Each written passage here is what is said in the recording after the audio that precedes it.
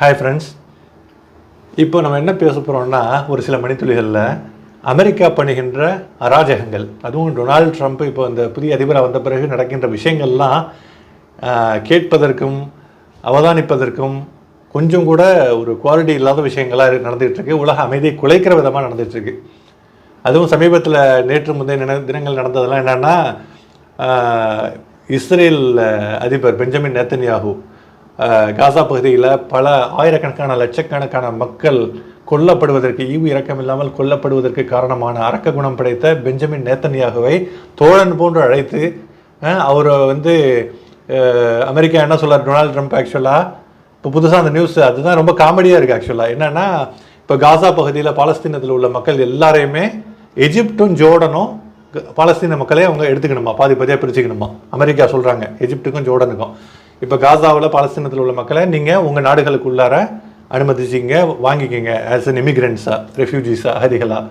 காசா பகுதியை அமெரிக்கா தன் வசப்படுத்தி, அதாவது அமெரிக்காவினுடைய அட்மினிஸ்ட்ரேஷனுக்குள்ளார காசா பகுதி வந்துவிடும். இஸ்ரேல் இருக்காது.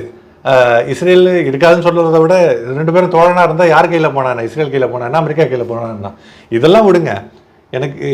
எனக்கு மட்டும் இல்லை, எல்லாருக்குமே உள்ள ஒரு $1 million question, what the hell Donald Trump has to do with Gaza. காசாவில் இருக்கிறவங்க மண்ணின் மைந்தர்கள், அந்த நாட்டினுடைய குடிமகன்கள். இஸ்ரேல் இந்த சீஸ்ஃபயர் இப்போ நடந்துகிட்டு இருக்கு. இப்போ அந்த போரை போர் நிறுத்தம் பண்ணி உடன்படிக்கைலாம் பண்ணியிருக்காங்க. இப்போ தேவையில்லாமல் டொனால்டு ட்ரம்ப் இந்த பெஞ்சமின் நேத்தன்யாவை அழைச்சி இந்த மாதிரி விஷயங்கள்லாம் பேசுறது, தேவையில்லாத இந்த போர் நிறுத்தத்தை குலைப்பதற்கு உதவி செய்யுமே தவிர நல்ல விஷயங்கள் நடப்பதற்கு கண்டிப்பாக உதவி செய்யாது. ஆக்சுவலாக இங்கே ஒரு நாடு இருக்குங்க, அந்த நாட்டினுடைய அதிகாரத்தை தான் எடுத்துக்குவேன், அங்கே உள்ள மக்கள்லாம் ஜோர்டானுக்கும் எஜிப்டுக்கும் போங்கன்னு சொல்கிறதுக்கு இந்த ஆளுக்கு என்ன அருகதை இருக்குது, என்ன அதிகாரம் இருக்குது, என்ன ரைட்ஸ் இருக்குது, யாருக்குமே தெரியல சத்தியமாக.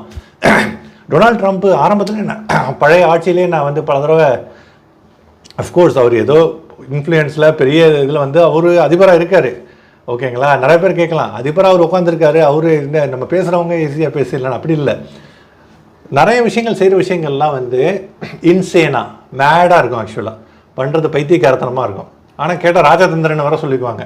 ஆனால் அந்த ராஜதந்திரம் மனித நன்மைக்கு, மனிதகுல நன்மைக்கு பயன்படுறதா இருந்தால் தாராளமாக, அது புரியாமல் இருந்தால் கூட பரவாயில்ல, லாங் டேர்மில் நல்ல விஷயங்களை பலன் அளிக்கும். இந்த மாதிரி அடுத்த நாடு, அடுத்த வீடு, குட்டிச்சோராகிற வகையில் இந்த மாதிரி எடுக்கப்படுகின்ற இந்த முடிவுகள், தேவையில்லாத இந்த அபத்தங்கள்லாம் இந்த டொனால்டு ட்ரம்ப் இதை பண்ணுறதுல ஸ்பெஷலிஸ்ட். போன ஆட்சியிலையும் பைத்தியக்காரன் அந்த மாதிரி புரியாத மாதிரி நடந்து தேவையில்லாத கெட்ட விஷயங்களுக்கு தான் இது உறுதுணையாக உதவியாக இருந்துச்சு. இப்போவும் அதுதான் நடந்துகிட்ருக்கு. இப்போ எஜிப்டும் ஜோர்டனும் திரும்பி கூட பார்க்கல. இவங்க சொன்ன அமெரிக்கா, டொனால்டு ட்ரம்ப் சொன்ன அந்த ஸ்டேட்மெண்ட்டை, நாங்கள் ஏன் காசாவை எடுத்துக்கணும், அந்த மக்களை உள்ளார ஒன்று. Number 1, they have every rights to tell that why should I let these immigrants or refugees come from Gaza. ரெண்டாவது, காசாவில் உள்ள மக்கள் கேட்குறாங்க, what the hell you have to do with our country, ஓகேங்களா. வாட் த ஹெல்லுங்கிறது மேலே வேற ஒரு வார்த்தை கூட போடலாம். அந்த அளவுக்கு ஒரு அபத்தமான, அப்சர்டு, ரெடிகுலஸ் ஒரு ஸ்டேட்மெண்ட் இவர் சொன்னது. அதுக்கப்புறம் இவங்க காசாவை ஆக்கியபை பண்ணுவாங்களாம். அது ஆக்கியபை பண்ணுறது அந்த அதிகாரத்தை கையில் எடுத்துக்குவாங்களாம். இவன் என்ன, இங்கே இருக்கிற சிட்டிசன்ஸ்லாம் என்ன மரங்கள்ன்றவங்களா? இதில் என்னென்னா, இதுக்கு எல்லாத்துக்கும் கல்ஃப் கண்ட்ரிஸோடைய, மிடில் ஈஸ்ட் ஜிசிசி கண்ட்ரிஸோட சப்போர்ட் கண்டிப்பாக வேணும். எந்த ஜிசிசி கண்ட்ரிஸும் இதை சப்போர்ட் பண்ணுற மாதிரி இல்லை. யுஏஇயுமே இப்போது அதுக்கான வாய்ப்புகள்லாம் இல்லைன்னு சொல்லிட்டு இந்த நியூஸில் இப்போது இன்றைக்கும் பார்த்தேன். ஆக்சுவலாக எந்த ஜிசிசி கண்ட்ரிஸும் ஒத்துக்காது. ஏன்னா இது மனிதகுல மரபுகளுக்கு எதிரானது, நார்மல் எத்திக்ஸ், நார்மல் தார்மீக ஒரு மரபுகளுக்கு எதிரான ஒரு விஷயம்.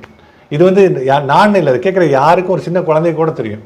இது இவ்வளவு அப்பட்டமாக தேவையில்லாமல் தும்னு சொல்லிவிட்டு ஒரு செய்தியாளர் கூட்டத்தை கூட்டி உலகத்தில் குழப்பத்தை உண்டாக்கி தேவையில்லாத ஒரு ஃப்ரிக்ஷனை உண்டாக்குறது தான் டொனால்டு ட்ரம்ப் இது ஒரு சில நாட்களில், ஒரு சில வாரங்களில் சாதித்த பெரிய அபத்த சாதனை.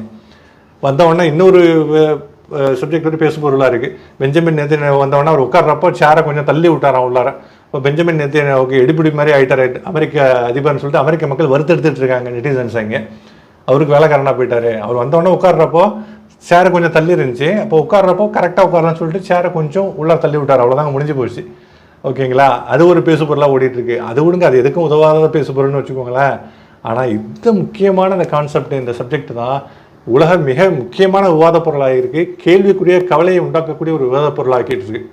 இப்போ இந்த உலகத்தில் கல்ஃப் கண்ட்ரிஸ் மட்டும் இல்லை, மற்ற அதே மாதிரி எகிப்து, ஜோர்டான் மட்டும் இல்லை, சம்மந்தப்பட்ட நாடுகள் மட்டும் இல்லை, எல்லா நாடுகளும் ஒன்றிணைந்து இறையாண்மைக்கு எதிராக அமெரிக்கா செய்து கொண்டிருக்கும், அபத்தமாக செய்து கொண்டிருக்கும் அனைத்து விஷயங்களையும் கண்டிப்பாக எதிர்த்து குரல் கொடுத்து இந்த தேவையில்லாத இந்த வேலையை செய்து கொண்டிருக்கும் டொனால்ட் ட்ரம்ப்பை வந்து அடக்கணும். அவங்க தேவையில்லாத ஒரு என்ன சொல்கிறது, ஒரு பைத்தியக்காரத்தனமாக செய்து கொண்டிருக்கும், நடந்து கொண்டிருக்கும், பேசி கொண்டிருக்கும், இந்த ஆரம்பத்திலே இப்படி உளறி கொட்டிட்டு இருக்கிறவரை வந்து கொஞ்சம் வழிக்கு கொண்டு வர்றதுக்கு என்ன வழி இருக்குன்னு சொல்லிட்டு பார்க்கணும் உலகம். இல்லாட்டி இது எங்கே போகணும்னு யாருக்குமே தெரியாது. ஓகே நண்பர்களே, தேங்க்ஸ் ஃபார் வாட்சிங். இன்னொரு நல்ல வீடியோவில் சந்திப்போம். Thank you, take care.